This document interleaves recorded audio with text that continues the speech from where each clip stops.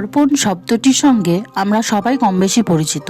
আর মহালয়ার দিন প্রচুর মানুষকে গঙ্গাঘাটে তর্পণ করতেও দেখা যায়। প্রাচীনকাল থেকেই এই সময় প্রয়াত পূর্বপুরুষের আত্মা পৃথিবীর খুব কাছে বিরাজ করে বলে বিশ্বাস করা হয়। তাই এই সময় যদি তর্পণ করা হয় তবে উদ্দেশ্য সফল হয় বলেই সবাই মনে করেন। তাই তর্পণ শব্দটি এসেছে ক্রূপ থেকে। এর মানে সন্তুষ্ট করা। ভগবান, ঋষি ও পূর্বপুরুষের আত্মার উদ্দেশ্যে জল নিবেদন করে তাদের সন্তুষ্ট করাকে তর্পণ বলা হয়। ভগবান ও পূর্বপুরুষের আত্মার নাম উচ্চারণ করে তাদের কাছে সুখ শান্তি প্রার্থনা করা হয়। পিতৃ ও মাতৃ তর্পণের সময় জল, তিল, চন্দন, তুলসী পাতা ও ত্রিপত্রী আর অন্যান্য তর্পণের সময় তিলের পরিবর্তে ধান বা যব ব্যবহার করা হয়।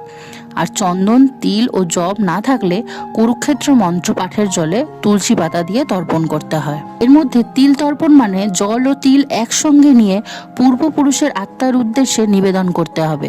তর্পণের সময় অবশ্যই তিল ব্যবহার করতে হবে, আর তা কালো তিল হতে হবে।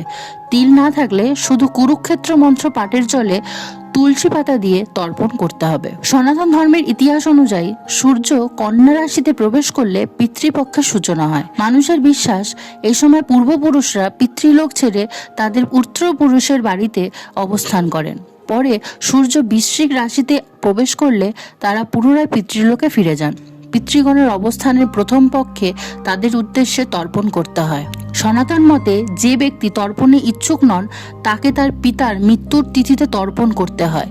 তবে অমাবস্যার দিন তিথি না থাকলেও সব পূর্বপুরুষের শ্রাদ্ধ করা হয়। যারা নির্দিষ্ট দিনে শ্রাদ্ধ করতে ভুলে যান তারা এই দিন শ্রাদ্ধ করতে পারেন। এই দিন গয়ায় শ্রাদ্ধ করলে তা বিশেষ ফলপ্রসূ হয়। উল্লেখ্য, গয়ায় সমগ্র পিতৃপক্ষ জুড়ে মেলা চলে, আর বাংলায় মহালয়ার দিন দুর্গাপুজোর সূচনা হয়। বিশ্বাস অনুযায়ী এই দিন দেবী দুর্গা মর্তলোকে আবির্ভূতা হন। মহালয়ার দিন অতি প্রত্যুষে চণ্ডীপাঠ করার রীতি রয়েছে। মহাভারত অনুযায়ী কর্ণের মৃত্যু হলে তার আত্মা স্বর্গে গমন করেছিল। সেখানে তাকে সোনা ও রত্ন খাদ্য হিসেবে দেওয়া হয়। কর্ণ ইন্দ্রকে এর কারণ জিজ্ঞাসা করলে ইন্দ্র বলেন, তুমি সারা জীবন সোনা দান করেছ, পিতৃগণের উদ্দেশ্যে কোনো খাদ্য প্রদান করনি, তাই স্বর্গেও তোমাকে সোনা খেতে দেওয়া হয়েছে। তখন কর্ণ বলেন, আমি পিতৃগণের সম্পর্কে জানতাম না, তাই ইচ্ছা করেই তাদের সোনা প্রদান করিনি। এই কথা শুনে বিষয়টির সত্যতা অনুধাবন করে কর্ণকে 16 দিনের জন্য ফের মর্তে যাওয়ার অনুমতি দেন ইন্দ্র।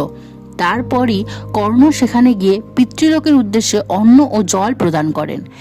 এই 16 দিনকেই পিতৃপক্ষ বলা হয়। অনেকে আবার বলেন ইন্দ্র না, যম কর্ণকে মর্তে যাওয়ার অনুমতি দিয়েছিলেন। যাই হোক, সনাতন মতে পিতৃপক্ষে পুত্র কর্তৃক শ্রাদ্ধানুষ্ঠান অবশ্য করণীয় একটি অনুষ্ঠান। এই অনুষ্ঠানের ফলে মৃতের আত্মা স্বর্গে প্রবেশাধিকার পান। এই প্রসঙ্গে গরুড় পুরাণে বলা হয়েছে, পুত্র বিনা মুক্তি নাই। ধর্মগ্রন্থে গৃহস্থদের দেব, ভূত ও অতিথিদের সঙ্গে পিতৃতর্পণের নির্দেশ দেওয়া হয়েছে। মার্কেন্ডীয় পুরাণে বলা হয়েছে, পিতৃগণ শ্রাদ্ধে তুষ্ট হলে স্বাস্থ্য, ধন ও জ্ঞান, দীর্ঘায়ু এবং পরিবেশে উত্তর পুরুষকে স্বর্গ ও মোক্ষ প্রদান করে। বাৎসরিক শ্রাদ্ধানুষ্ঠানে যারা অপারগ তারা সর্বপিতৃ অমাবস্যা পালন করে পিতৃদায় থেকে মুক্ত হতে পারে। শ্রাদ্ধ বংশের প্রধান ধর্মানুষ্ঠান। এই অনুষ্ঠানে পূর্ববর্তী 3 পুরুষের উদ্দেশ্যে পিণ্ড ও জল প্রদান করা হয়। তাদের নাম উচ্চারণ করা হয় এবং গোত্রের পিতাকে স্মরণ করা হয়।